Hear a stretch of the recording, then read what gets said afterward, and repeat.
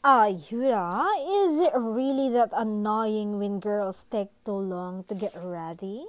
Yan ang naging tanong ng madla kay Donnie Pangilinan at sincere naman niyang sinagot ito.